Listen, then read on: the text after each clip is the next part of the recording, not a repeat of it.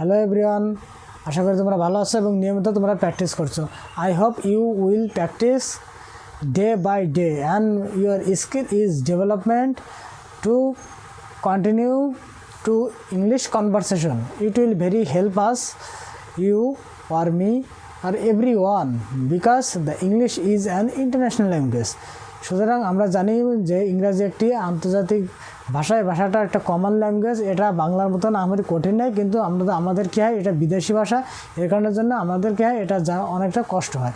তো আজকে আমরা জানবো কাইন্ড অফ সেন্টেন্স, অর্থাৎ সেন্টেন্স কয় প্রকার ও কী কী, অর্থাৎ বাক্য কয় প্রকার ও কী কী বাংলায়।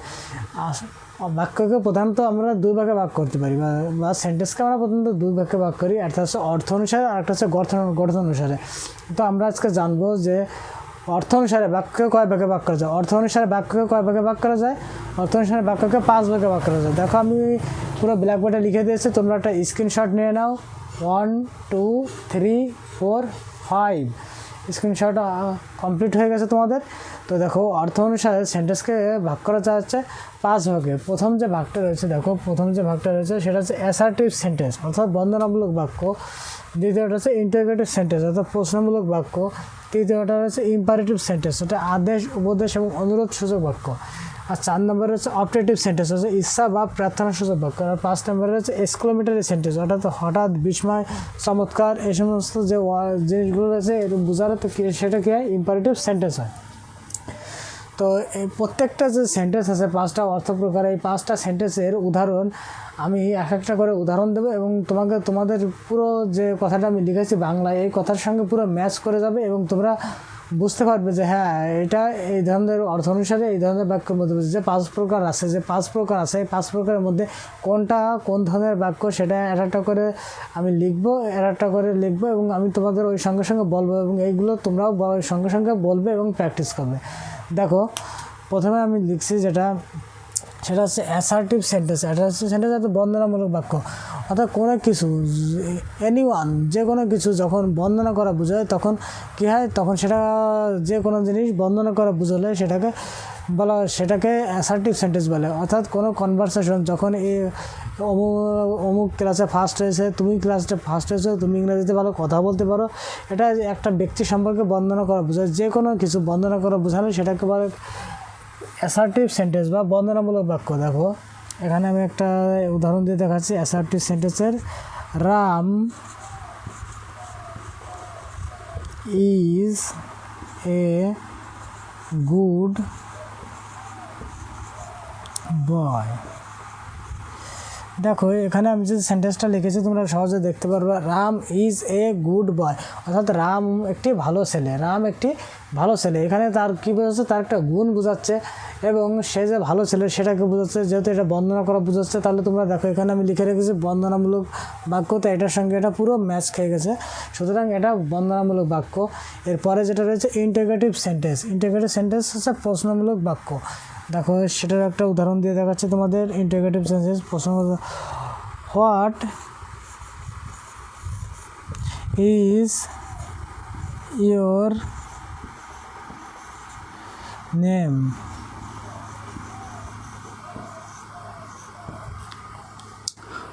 হোয়াট ইজ ইয়োর নেম, তোমার নাম কি? এটা একটা প্রশ্নমূলক বাক্যের সবথেকে চেনার সবথেকে বেস্ট উপায় হচ্ছে, দেখো যে প্রশ্ন চিহ্ন যেটা আছে, কোয়েশ্চেন মার্ক যেটা আছে, প্রশ্ন চিহ্ন, এটা সবসময় যখনই ইন্টারোগেটিভ সেন্টেন্স হবে কম্পালসারি মাস্ট বি, তোমাদের সবসময় এই জিনিসটা খেয়াল করতে হবে, এটা থাকবেই। এছাড়াও যদি পরে দেখা যায় যে ইম্পারেটিভ সেন্টেন্স, অর্থাৎ আদেশ, উপদেশ এবং অনুরোধ, এটা 3-4 বিষয় ছাড়া আরও অনেক বিষয় রয়েছে। তা আদেশ, যেমন আদেশ দিয়ে আমি একটা উদাহরণ দিয়েছি তোমাদের। দেখো অনেক কোম্পানিতে বিভিন্ন ধরনের সিকিউরিটি প্রোভাইড করা হয়। তাদের কাজ কি? তাদের কাজ হলো যে কোনো আদেশ দেয় কোম্পানির থেকে কোম্পানির যে লোকজনগুলো রয়েছে সিনিয়র, তারা যে আদেশ দেয় সেই আদেশটা কী হতে পালন করতে হয়। তারা যদি বলে দরজাটা খোলো, তাহলে ইংরেজিতে কী হবে? তাহলে open the door.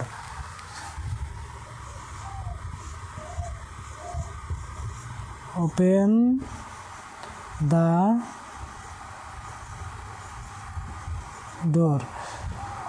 The door, দরজাটা আদেশ। এবার উপদেশ,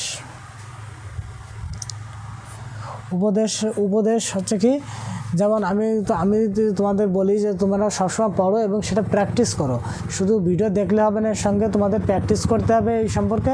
এজন্য এটা হচ্ছে you must practice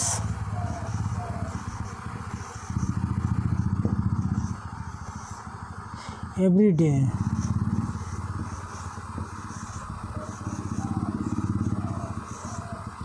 you must practice every day.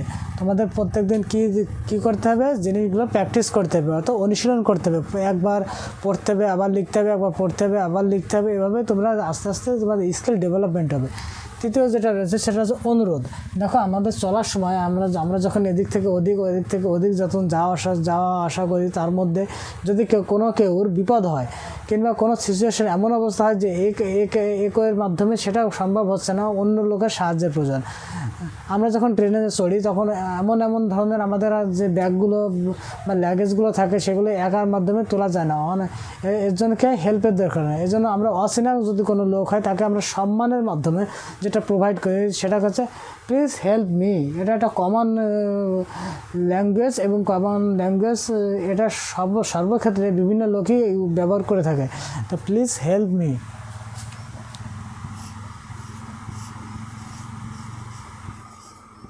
Please help me, আমাকে সাহায্য করো। প্লিজ হেল্প মি, এখানে খুব সম্মানের সঙ্গে বলা হয় আমাকে সাহায্য করো, অর্থাৎ অনুরোধটাকে বোঝাচ্ছে। এখানে আদেশ বোঝাচ্ছে, এটাকে উপদেশ দিয়েছে, এটা অনুরোধ দিয়েছে। এরপর আছে ইচ্ছা বা প্রার্থনা, অর্থাৎ অপটেটিভ সেন্টেন্সে ইচ্ছা বা প্রার্থনা যখন বুঝাবে তখন কি করতে হবে, তখন ইচ্ছা বা প্রার্থনা দিয়ে আমি প্রথমে একটা উদাহরণ দিচ্ছি। দেখো, may God bless you, may God bless you, অর্থাৎ ঈশ্বর তোমার মঙ্গল করুক। দেখো এখানে কি আছে, মে গড ব্লেস ইউ, ঈশ্বর তোমার মঙ্গল করুক। মে গড ব্লেস ইউ, ঈশ্বর তোমার মঙ্গল করুক। এবার যেটা রয়েছে ইচ্ছা, এবার ইচ্ছা দিয়ে একটা করতে হবে। ইচ্ছা দিয়ে কী হবে, live long our country, live long দিয়ে শুরু করি, long live our country, sorry এখানে একটা আর হবে, COUNTRY, কান্ট্রি, আমাদের দেশ যেন চিরস্থায়ী হয়। লিভ লং আওয়ার কান্ট্রি, তাহলে দেখো লং লিভ আওয়ার কান্ট্রি, আমাদের দেশ যেন চিরস্থায়ী হয়। এটা কথা ইচ্ছা, এটা কথা প্রার্থনা। এবার হচ্ছে এক্সক্লেমেটরি সেন্টেন্স, ওটা হঠাৎ, বিস্ময়, চমৎকার।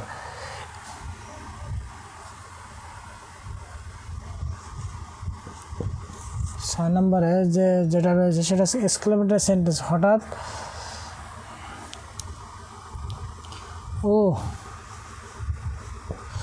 We have won the match,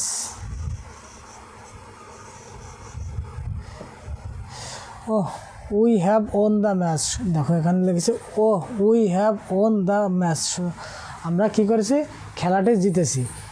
এখানে অপটেটিভ যে সেন্টেন্সে এক্সক্লেমেটরি যে সেন্টেন্সটা রয়েছে, এই সেন্টেন্সের সবথেকে বেশি যে গুরুত্বটা রয়েছে সেটা হচ্ছে এখানে একটা চিহ্ন রয়েছে। দেখো এটা কম্পালসারি থাকবে সেন্টেন্সে, প্রত্যেকটা সেন্টেন্সে এই চিহ্ন হঠাৎ থাকবে।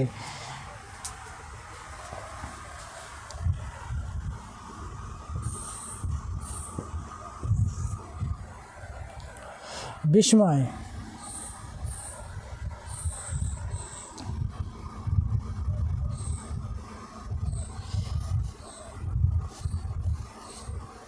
alas the man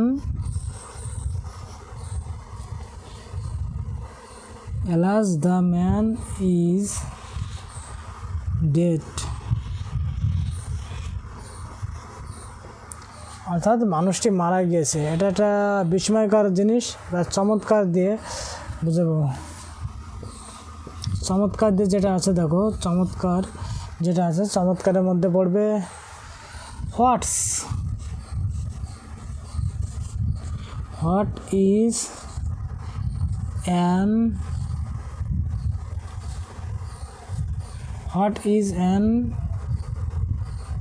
গুড, এটা আমরা দেবো না, এটা অন্য দিয়ে। হোয়াট ইজ অ্যান আইডিয়া, দেখো হোয়াট ইজ অ্যান আইডিয়া, দেখো এখন ভালো করে লিখে দিচ্ছি। হোয়াট ইজ অ্যান আইডিয়া, বাহ, এটা কত ধরনের একটা বুদ্ধি। এখানে দেখো বিস্ময় রয়েছে, হঠাৎ রয়েছে, চমৎকার রয়েছে, সবগুলো ব্যবহার করা হচ্ছে।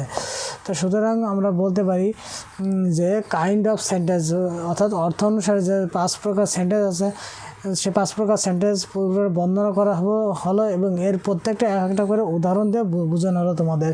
তো আশা করি ভিডিওটা তোমাদের অনেক হেল্পফুল হবে এবং তোমাদের অনেকটা উপকার আসবে এবং I hope you practice all day, but you without practice you not be perfect and success in your life. তুমি উইদাউট অর্থাৎ প্র্যাকটিস ছাড়া তুমি কখনো তোমার জীবনে উন্নতি করতে পারবে না। শুধুমাত্র ভিডিওগুলো দেখলেই হবে না, ভিডিওর সঙ্গে সঙ্গে তোমাদের প্র্যাকটিস করতে হবে। আর কোনো ভিডিওতে যদি কোনো কনফিউশন থাকে তোমরা কমেন্ট বক্সে লিখবে, আমি তোমাদের প্রত্যেকটা কমেন্ট বক্স পড়ে উত্তর দেওয়ার চেষ্টা করব। তো আজ এই পর্যন্ত, নেক্সট দেখা হচ্ছে পরের ভিডিও। তোমরা একটা কাজ করো, একটা স্ক্রিনশট নিয়ে নাও এবং প্রত্যেকটা জিনিস তোমাদের নোটবুকে লিখে রাখো এবং অল ডে প্র্যাকটিস করো।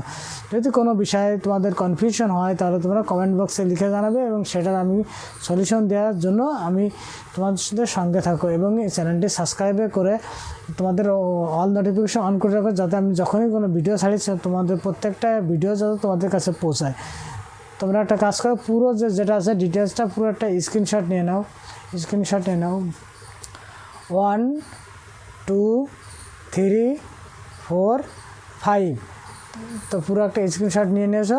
তো আজ এই পর্যন্ত, দেখা হচ্ছে নেক্সট পরের ভিডিওয়। সবাই ভালো থেকো এবং প্রতিনিয়ত প্র্যাকটিস করো।